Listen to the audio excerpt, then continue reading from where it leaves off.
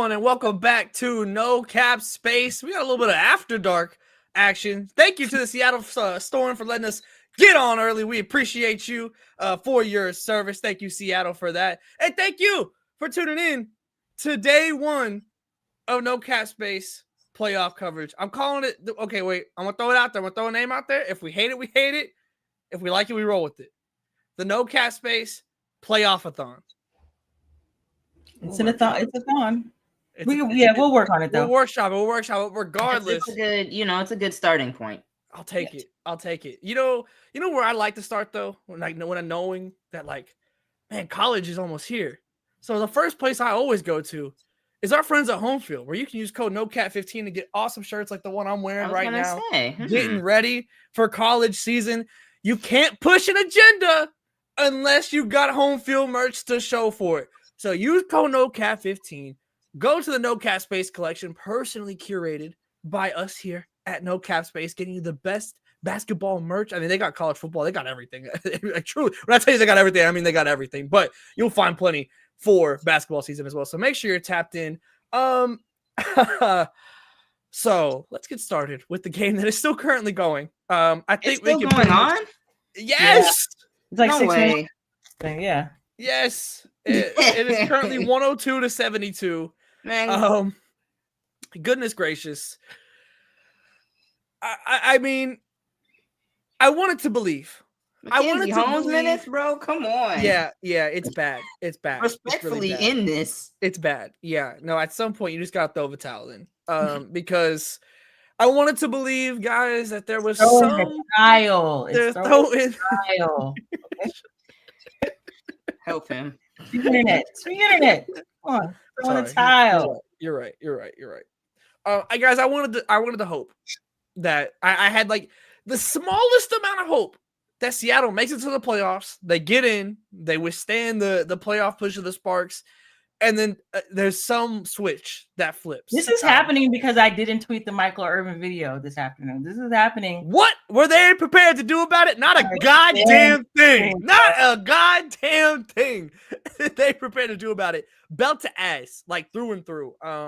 And we saw some of these games, and we're gonna talk about every single game. We're gonna talk about Shawnee was there in Atlanta for the Fever game. We're certainly gonna talk about that overtime thriller in Phoenix and also Minnesota handling their business. I was thrilled. I was thrilled.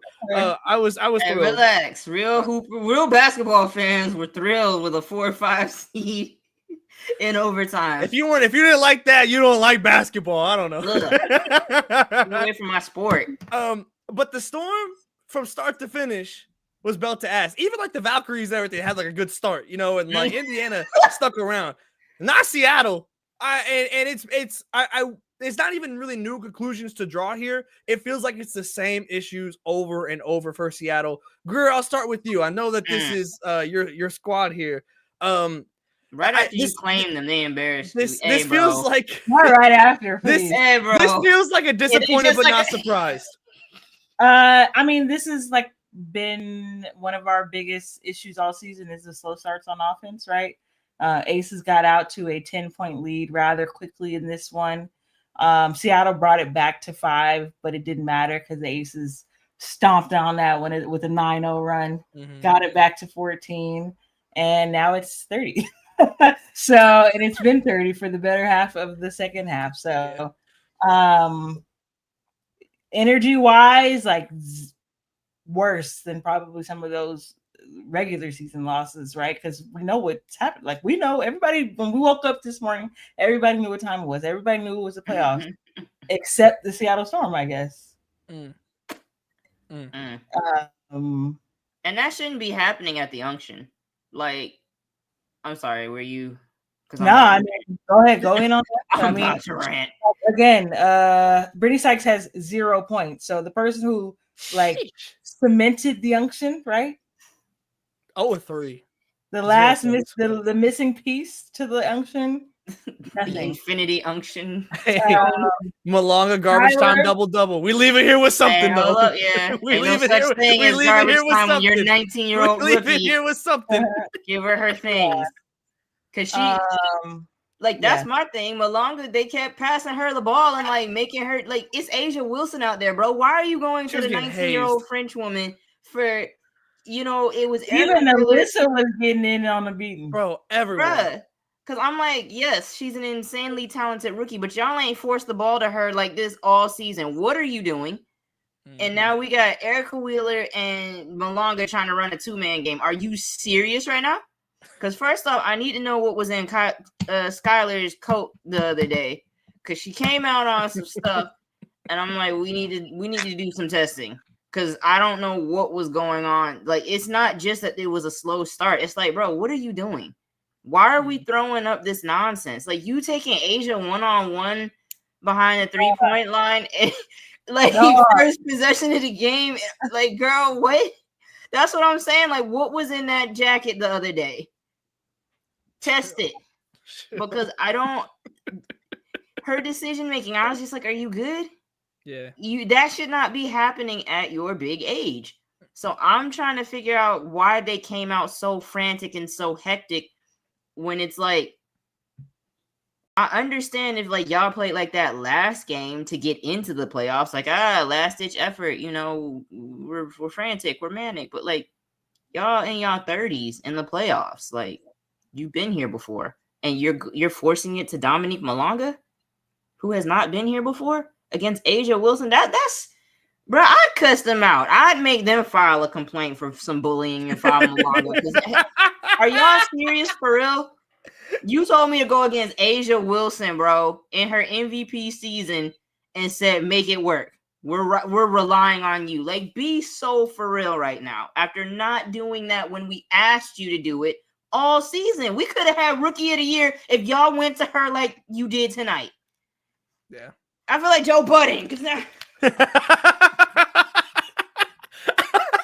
Yeah, it's bad.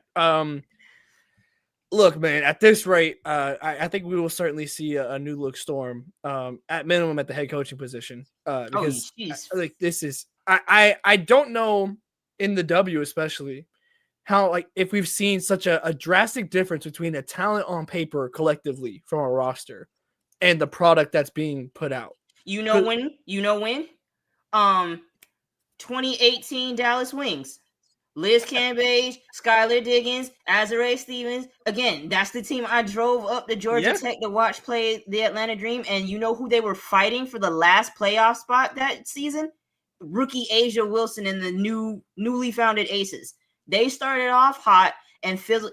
There's a common element here, because who did I just say? Rashard gonna get you. Rashard need to get on here and defend his girl. Because I don't watch her be on two different teams that fizzled out after having all the talent. 3. What's the third? Phoenix. I mean, they made it to the finals, but again, a different success rate. But who was the player that could have rose to the occasion in that one? No, and you're absolutely right. But I'm talking about, like, she's got some Doc Rivers to her, where we have multiple things to pull from here.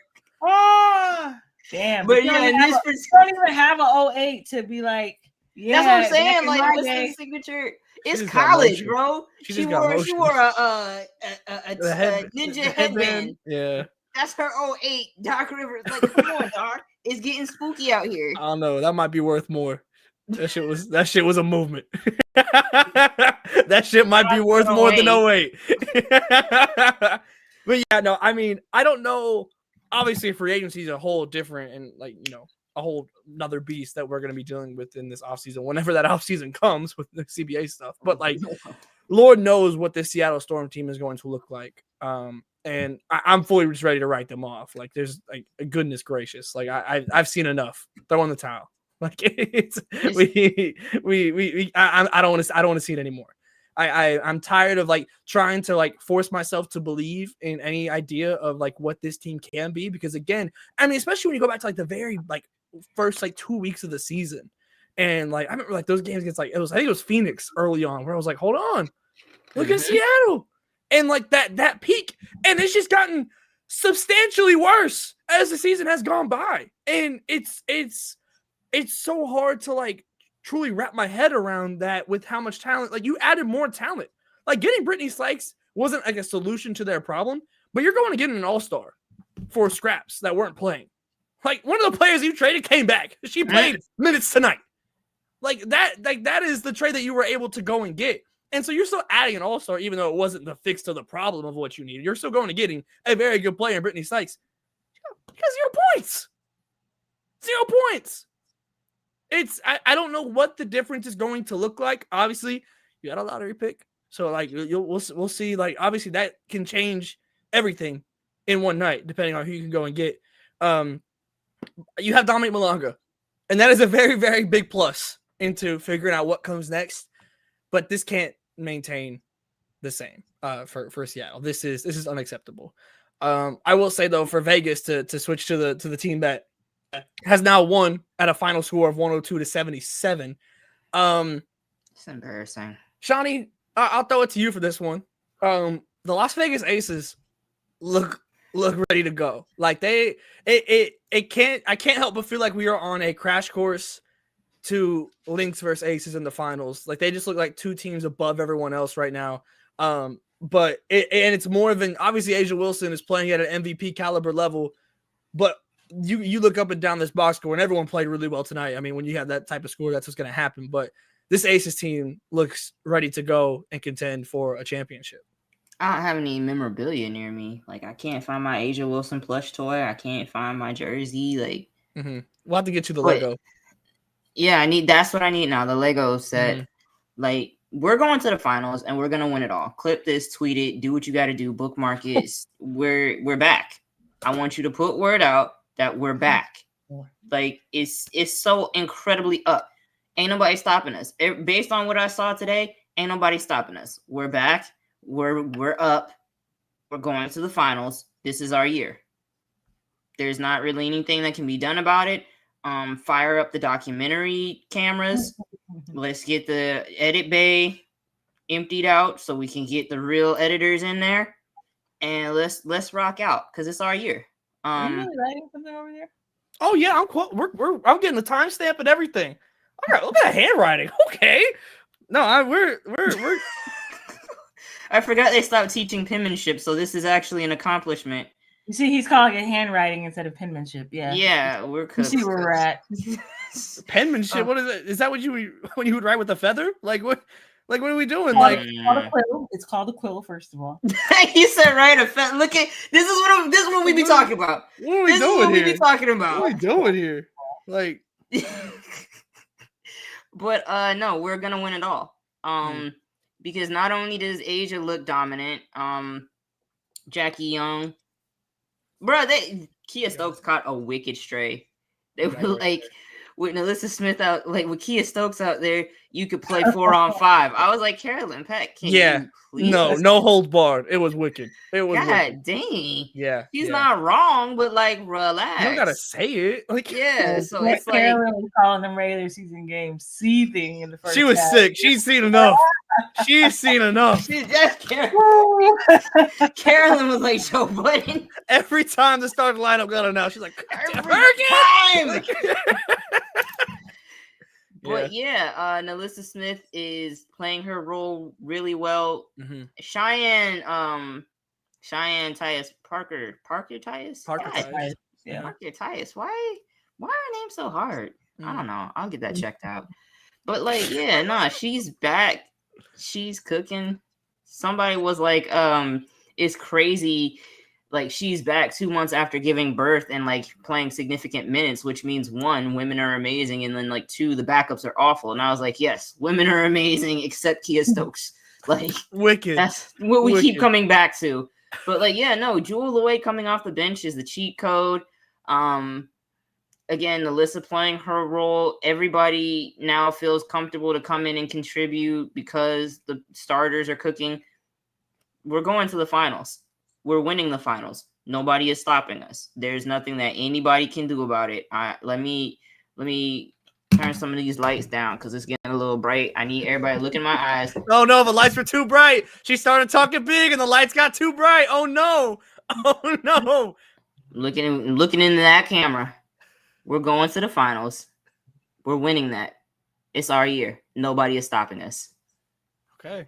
Well, I have it written down. 11:09 p.m. Central Time is when that take started. So we will revisit that one way or the other, Shawnee. Look, you like one way or the other. We will be revisiting that. Yeah. And I'm confident in it because I tapped out at the beginning of the year because I was like, I'll be back when y'all are serious. When we start talking Animal Planet terms, I'm like, nothing serious is going on right now that concerns me. That means y'all ain't playing defense if we still looking for platypuses and otters and whatnot. Like, I don't care anymore. So, well, look, Shark Week now. hey, pull up to the presser. Hey, are you happy with your Sharknado? Look, all I know is that Becky found her wolves. If nothing else, Becky has found her wolves, and the other place you can find some wolves is the other title contender, Minnesota, and where the Lynx.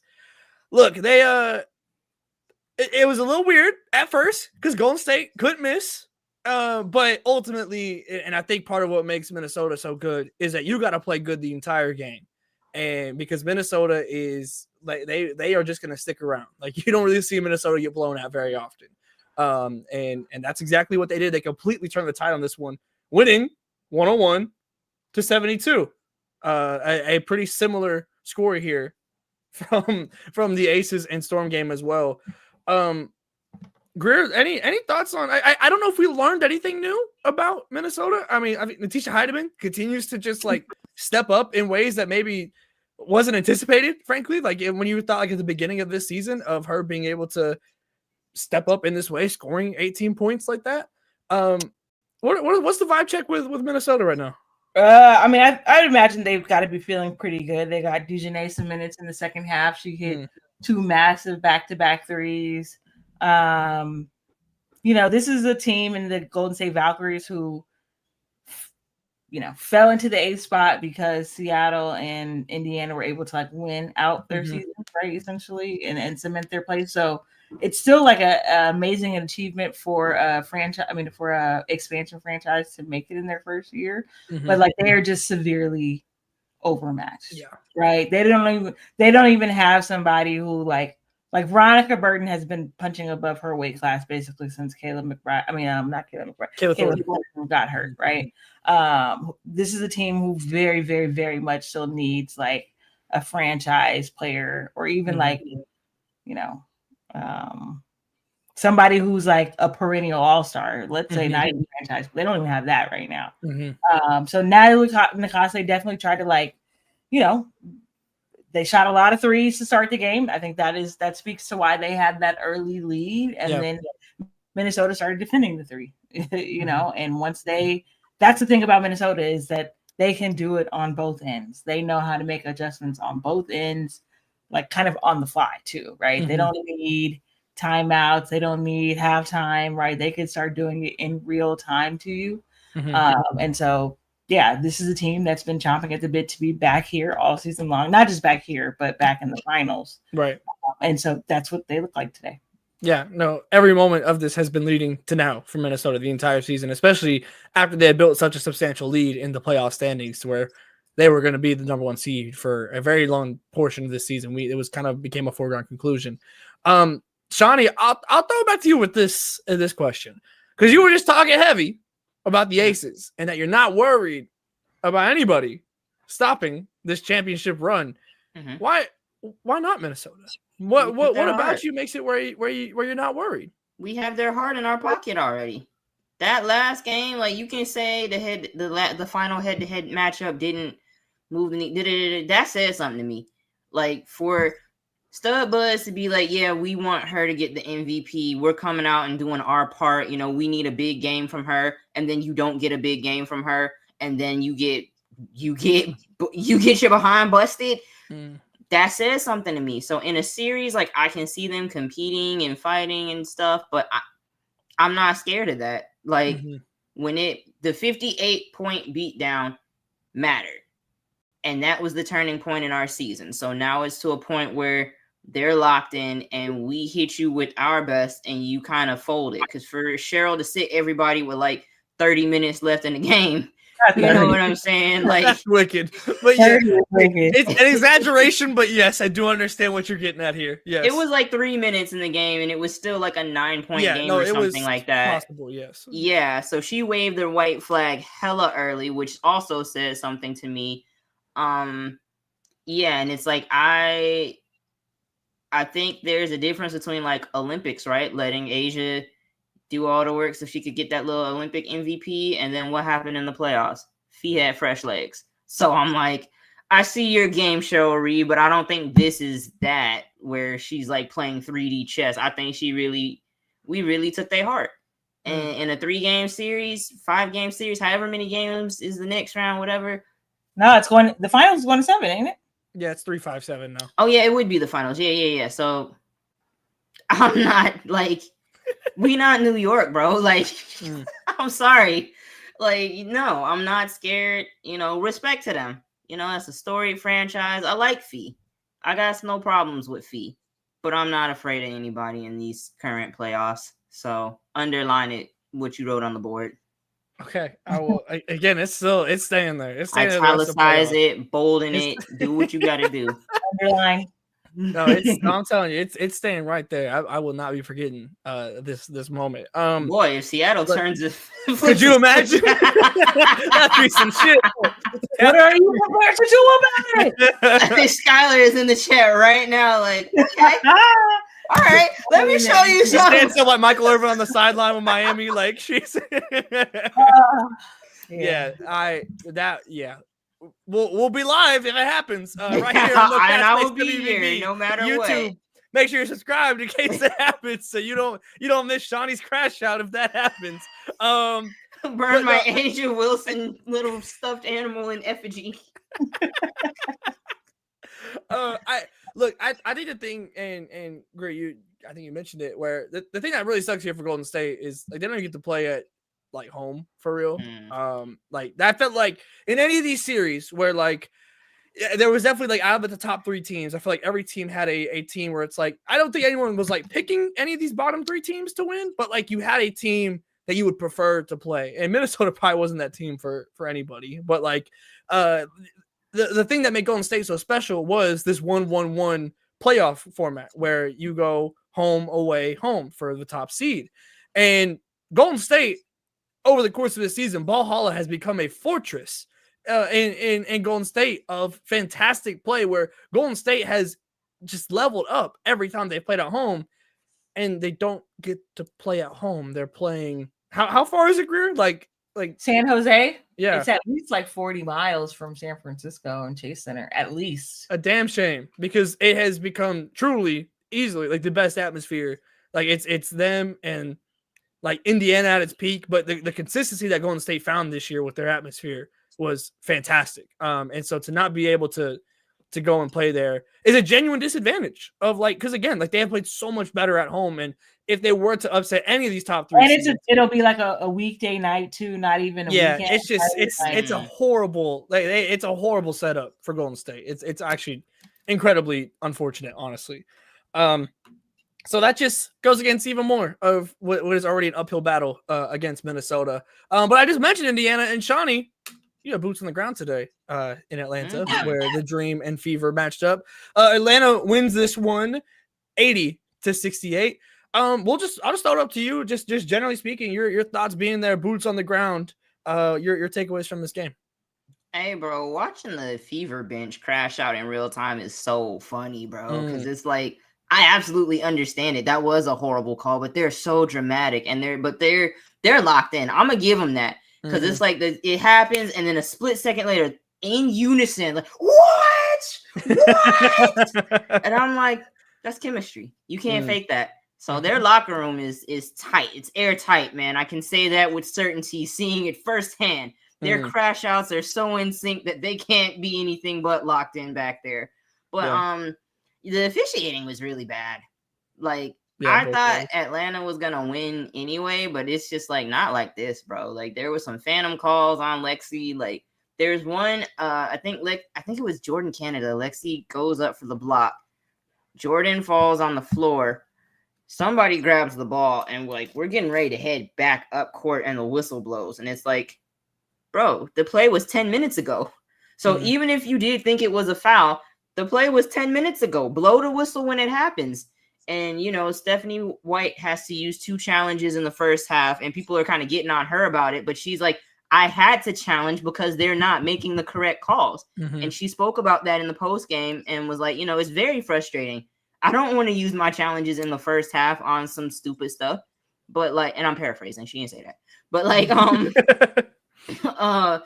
you know, it gets to a point, you know, because it was a very close game. The Fever were leading for most of the first half.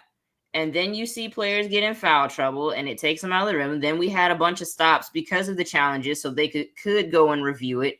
And that also slows the rhythm of the game down. So it was too much. Like, I'm not saying let everybody kill each other, but it's just like, you know, you got to see what you're seeing out. See what's going on, bros. I don't know. Because, again, she shouldn't have to use her challenges for y'all to make basic calls. Yeah. And then you should also get those challenges back if it's something stupid you did. So that's the next rule Indiana needs to change. Since, like, shout out to them for having the motion to change the playoffs. Next, y'all need to have the motion to change the challenge rule. So, Steph White, I'm right behind you, sister. Call Caitlin Clark for DoorDash and for challenge rules, and like let's change the world like in a positive way. Yeah, no, it's the idea that you use 2 challenges, you get 2 challenges right, and then like you're punished by not having more challenges feels wicked. Now you don't want people challenging every call, but like if you keep getting it right, and you keep getting more challenges, exactly, make the right call. You know, so it's like I feel for Stephanie White in that case because like that sucks. To have that happen all in the first half. And again, she was right both times. So like she got it right both times. I'll tell you, early on in this game, I was amazed. Like the first like 14 points or something like that. I think it was a Kelsey Mitchell 3 that broke the streak. All the points for Indiana came in the paint. And whether it be a Kelsey Mitchell cut or a Leah Boston, I thought Leah Boston started this game really well and then kind of tempered off in terms of like the scoring didn't fully come in. I know we've had plenty of Aaliyah Boston conversations between the 3 of us on here.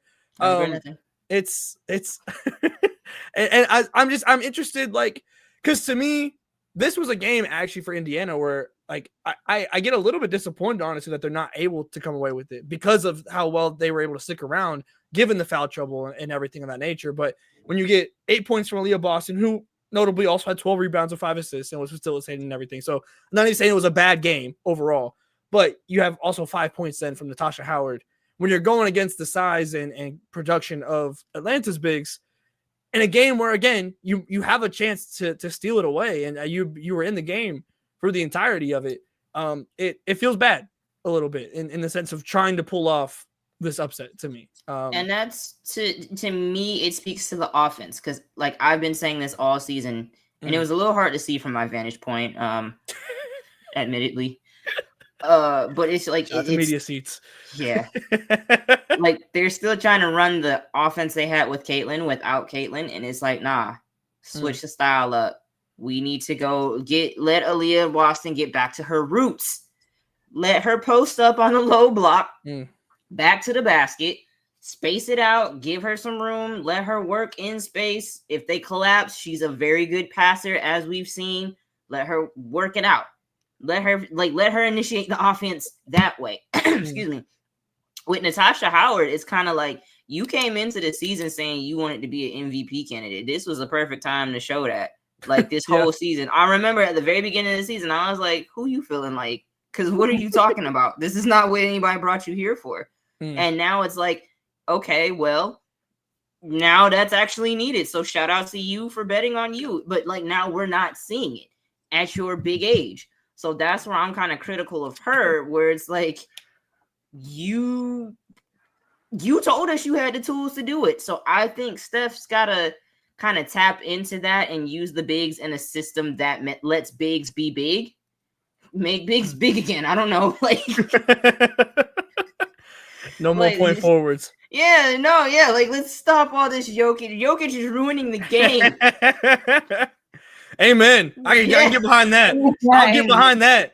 I can get behind that. Yeah, like let's get back to it, and just let them get some post touches, let them get some easy baskets, because it's a hard matchup. Bree Jones has been playing incredible. Yeah. BG, you know BG's gonna get up for this one. Like, there's a special place in her heart for Aaliyah Boston.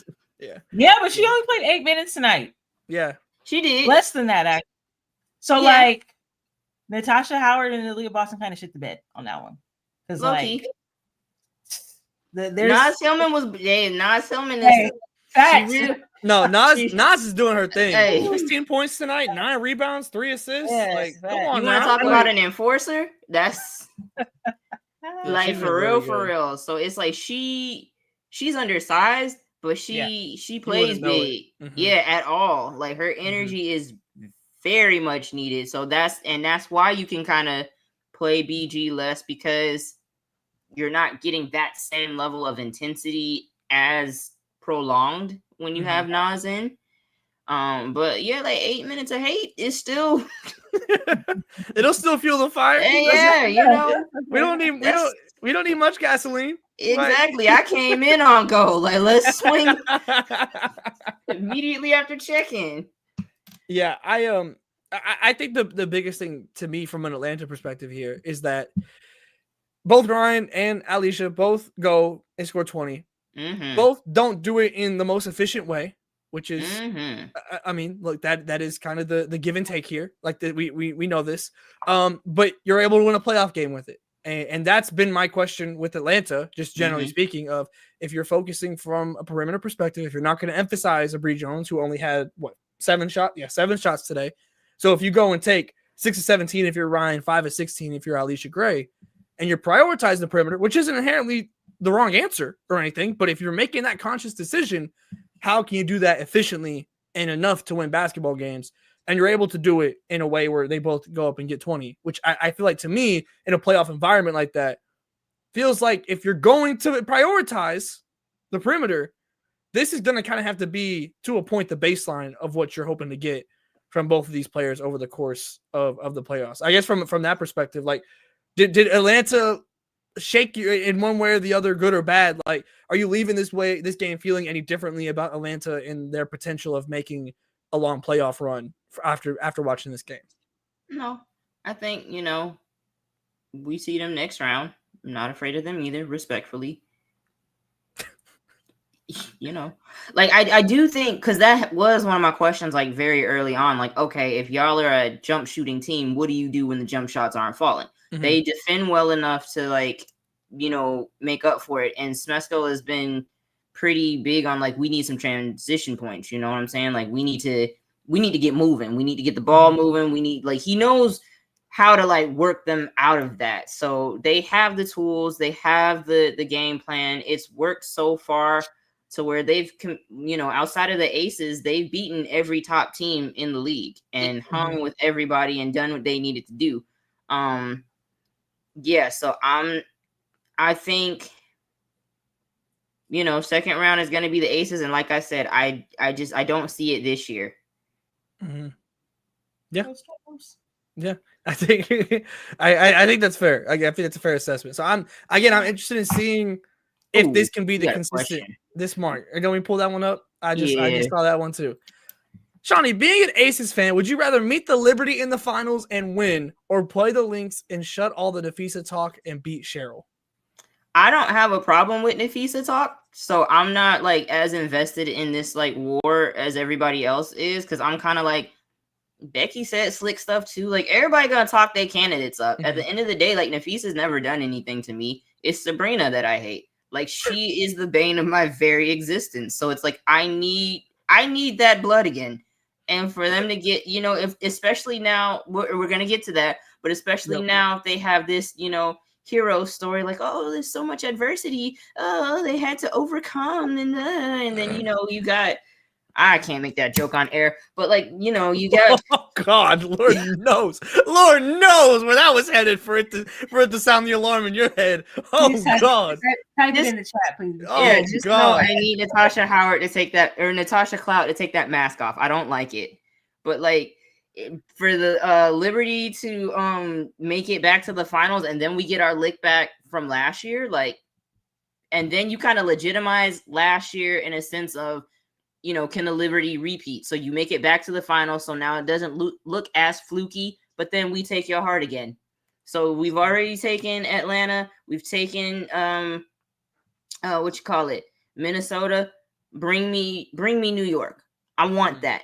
Bring me New York. I need that, actually. Respectfully to Fee, you know what I'm saying? Great season. I don't mind if she wins MVP. That's not. I have no real emotional investment in that fight. So respect to her. God bless the family. Bring me New York. Yeah. Well, let's talk about New York. Because they go and secure an overtime win, 76-69 in Phoenix as the 5 seed. I have a lot of thoughts about this game across the board. Greer, I already see you shaking your head. Let's start off with New York as the winners here, because I think we got plenty of thoughts. Why? Let's start Hey, all your teams are kind of. There's a theme with your teams here. Look, I know. Wait, who's my team in this? Hold on. Who's my team in this one? Absolutely not. You're not rocking with Stewie? Oh. Well, I mean, if we're talking about historically on the whole, hell no. Stewie came from Seattle. The best player WNBA played for the Phoenix Mercury for 20 years. No, ew, New York, disgusting. Okay. Wow. Never. Well, are you surprised? No, I thought if anything, it was just a Stewie agenda. It was never anything to do with I just respect Stewie. I think. Yeah, I feel like Stewie is never was never top dog for you. So it was decent. No, she wasn't. I'm not surprised by that. No. Yeah. No, but this is new to me. Well, speaking of Stewie, we'll have to see what that is. The elephant in the room is let's start there before anything else. They win by 6, but Breanna Stewart goes down within the first minute of overtime, basically, or third minute of overtime. Or what was it? Something like that. Yeah, it was late in the game. Yes, and it looks very serious. She's basically being captured on the sideline crying, right? Yes. Non-contact-ish, right? Sandy gave an update post game, and it doesn't sound too encouraging, right? She said Stewie experienced some discomfort in the knee. I mean, this is a player who obviously had an injury. They never went into detail about what it was last year, but we know she had off-season surgery. Also was experiencing some kind of injury during the regular season, the latter half of the regular season here, and has only been back for about 3 weeks, right? For the New York Liberty. And they escaped today with the win and they get to go back to Barclays, but they're at what cost?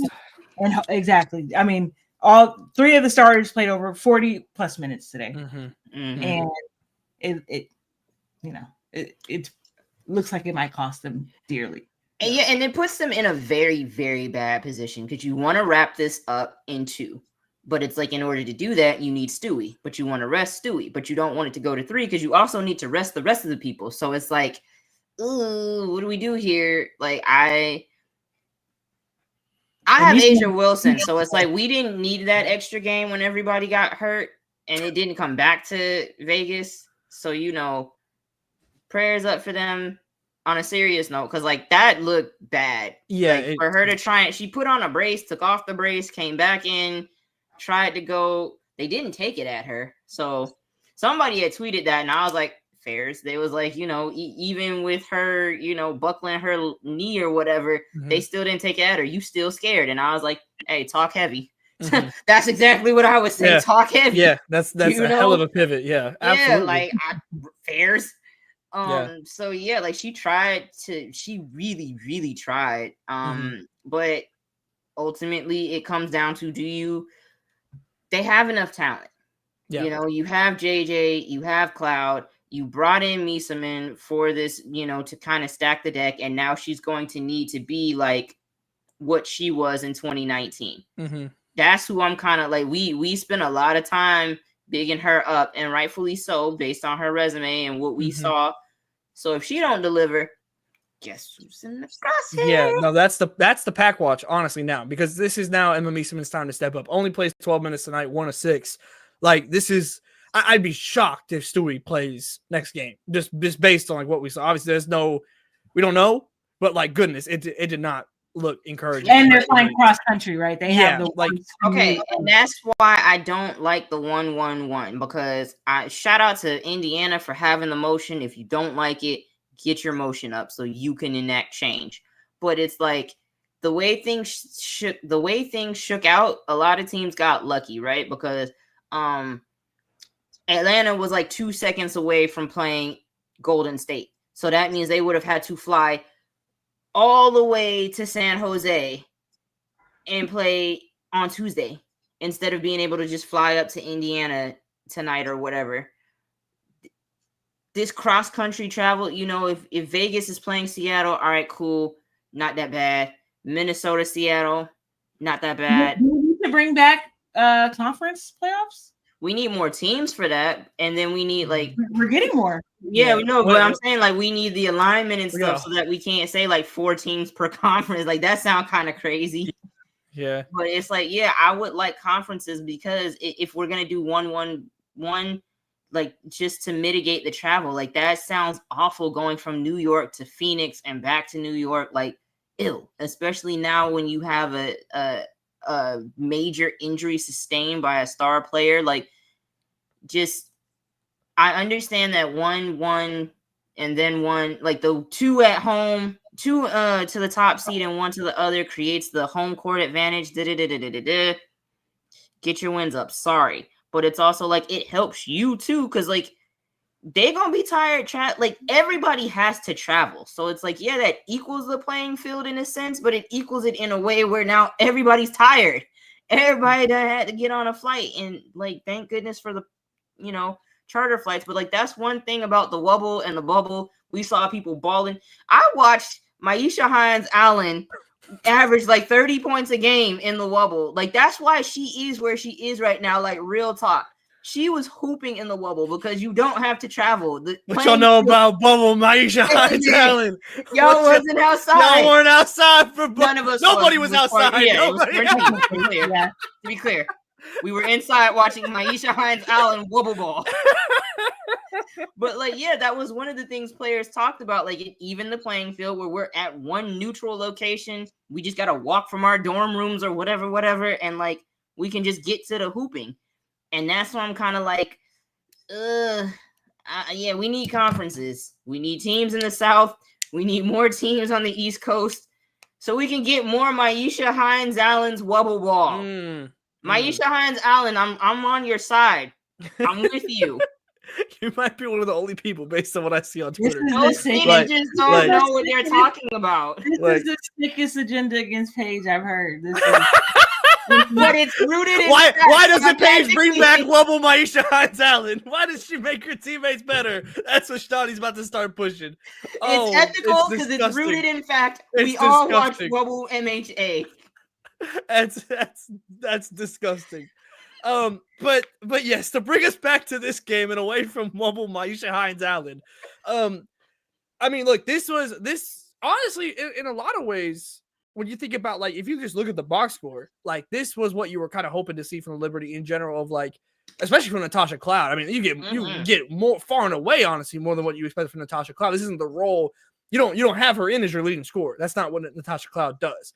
But certainly capable of doing that, as we see tonight, going 9 to 12 for 23 points. Like, that's massive, and that's what did the other guard do? 6 to 18 for 16 points. Yeah, 16 points on 18 shots. Like, you already know what you're 3 to 12 from 3. Yeah, miss more colorways than first team selections is already showing y'all. Oh my God, what it is. We've already known it. Somebody said that, like, oh, she's getting carried again. Like, dang, I wish my favorite player could have it that easy. And I was like, Paige fans, this is when you need to lock in with me, because I've been saying Paige is already better than Sabrina, and some people was arguing with me, and I'm like, based on what? This is our time. Y'all gotta lock in. Shea Gilgeous Alexander fans, find me, because I have not forgotten about you. Lock in with me. Sabrina is giving us all we need. We can eat, family. What's that little TikTok? I'm doing this with y'all. No, we can all eat on there. Okay. All of the Paige fans just. This is insane. How are we back on track again? It's too late for this shit, man. There's no cap after dark, man. What was that? Oh, okay. I'm okay. You know what? I'm not gonna lie. Phoenix really pissed me off in this game. If I'm being completely honest, Phoenix really pissed me off. And here's the difference between these two teams, and this is why in my preview that you can find here on No Cat Space on the YouTube, I picked New York to win this series because I think you got a bunch of they can players on Phoenix, and you got a couple they will players on New York when it comes to showing up in the playoffs. Because Stewie, she didn't have like the breakout pop-off game, but she showed up. Natasha Cloud has consistently showed up in the playoffs, right? Like you and amongst this New York team, you feel very confident that you have at least one more player that will show up. Phoenix has players that can show up. Yes, Satu Sabli absolutely can pop off.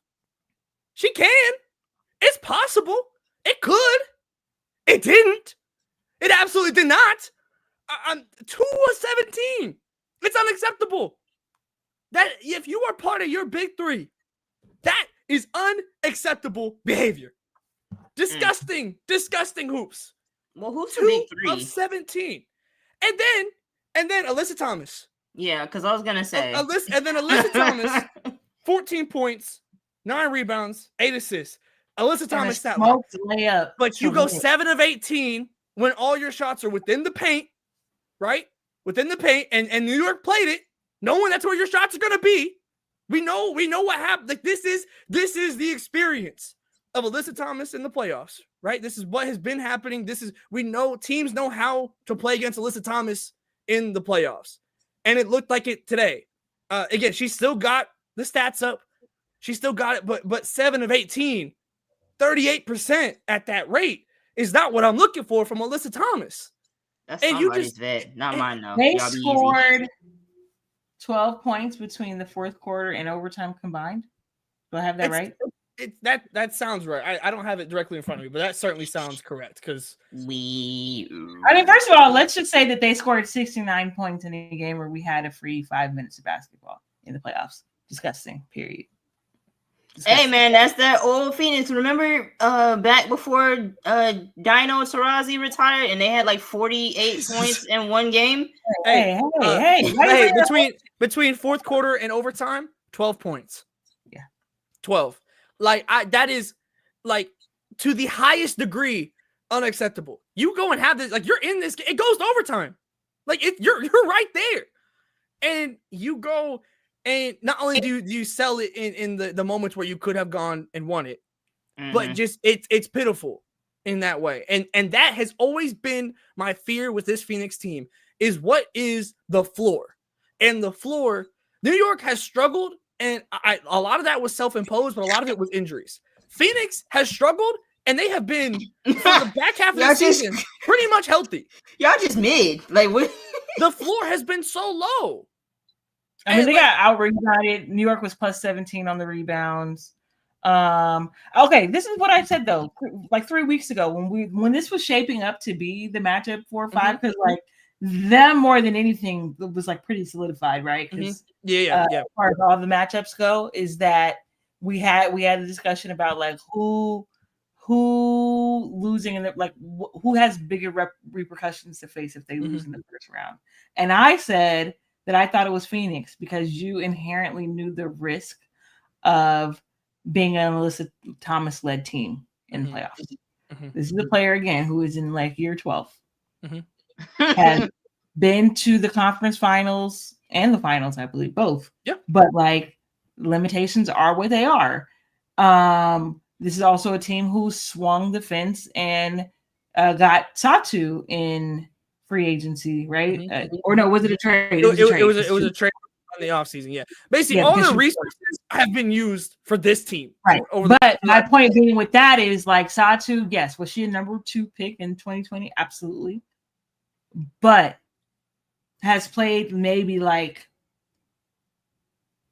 2 or 3 meaningful basketball games as a WNBA player. For real. One playoff appearance in Dallas, I believe. And like you weren't expecting them to win that series that they played. No, you know what I'm saying? Yeah. Like, so that's why, again, and then somebody's bringing up the free throw percentage. Like, so you absolutely get demolished on the board and you don't hit any threes. Yeah, Or- 23% from Yeah. deep tonight. Like, and we know that that's a massive part of their philosophy too, right? Yeah. Is that they want to be and then you're also, you know, is she going to make an all-rookie team? Probably, and Monique Okoye-Makani, but again, it's still a rookie point guard that you're asking to do a ton. She shot 11 shots tonight, and I was like, damn, that's a ton. That's a lot. Yeah, that to me, that screams, we don't know what else to do. Like when I see that and I see that stat, it's like, well, it's just someone get a shot up.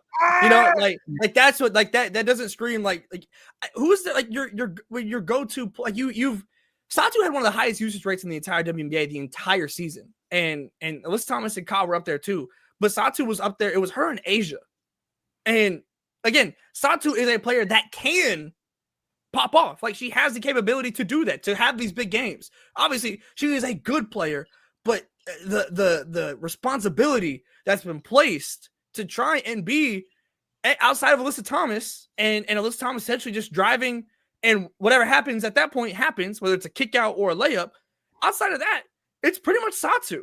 And yes, Kyle obviously plays a factor there too, but not in the same way that Satu has in this system, where Satu is essentially, if it's not Alyssa Thomas, it's Satu. And that is the system. That is the responsibility pyramid here of Phoenix and their offense. And it didn't work. And you say this, they still go to overtime, right? So, like, obviously, like these are two teams that are at a relatively similar level here. But, and the Stewie injury changes everything. But, like, before that, you're thinking, like, this looks like a New York team that is, like they just got waxed by Phoenix like 10 days ago. Yes. Yeah. Like 2 weeks ago. Like, it was in the last 10 to 14 days. Right. They got absolutely whacked on a road trip against Phoenix. Mm-hmm. I'm again, Stewie being injured changes everything, because the hope is from a New York perspective, what going into this game was you get healthy, you're finally healthy. Like, you know, I mean, there's no pressure on Phoenix come Tuesday or Wednesday, or whatever the day of the game is. New York's not, they got no pressure. Their best player is presumably going to be out, whether it's for rest or just like out. Right? The game's at their crib. Phoenix again has mortgaged a lot to put this current team together. And we know, like, with everything, all the moving pieces around the W, like, there's no guarantee that this is even going to be the team we see for the Phoenix Mercury the next time they take the court. Yeah. It's if they go to New York, and especially, I mean, and again, I'm assuming Stewie's not going to play. We don't know that, but if they go and lose that game, and again, like, New York is still stacked. Like, you're replacing Stewie with Emma Meesseman. So, like, it's not like, you know, they didn't lose like their one true player and that's it in New York by any means. But, like, you have to win that game. Like this is, I completely agree with your assessment on, like, the pressure and the ramifications and the consequences of losing that game for Phoenix as an organization feel immense. And even for Alyssa Thomas, right? Because, like, as we talk about MVP and all this stuff, this weighs on her so heavily is the postseason, and it's on the shoulders. It is, and like it for better, whether it's right or wrong, valid or invalid, it's true that this is part of the reason why Alyssa Thomas hasn't been able to get into that upper tier discussions with Fee, with Asia, with Stewie over these, you know, the past 5 years, or however, you know, whatever you want to call it. Like, this is why. And when you're talking about making legacies and you talk about how you're going to be remembered, like, right now, underperforming or being a liability deep into games in the playoffs is a big part of this legacy. That layup, dog. That's man. Listen, because that's why y'all keep doing. Like, she's nothing more than Jill Stein of the MVP contest conversation.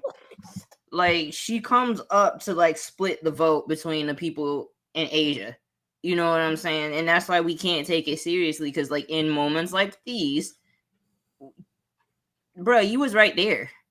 And if you were right there, bro, you were right there. Why didn't you just bulldoze her like you do everybody else?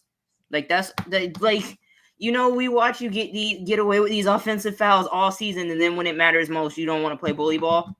And that's why it's like, that's the question I've been having when she is your best player. how are you going to get a bucket with her as your best player?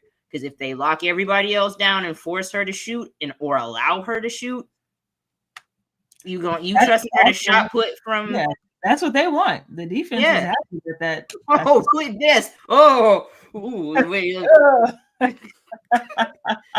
know, and it's like, and we've seen this year in and year out to where she wouldn't defer to JJ. We see how that worked out. Then it's her team because JJ leaves. We see how that worked out. And it's like we're repeating the same thing over and over. They went and got your wife. Like, that was supposed to be the key.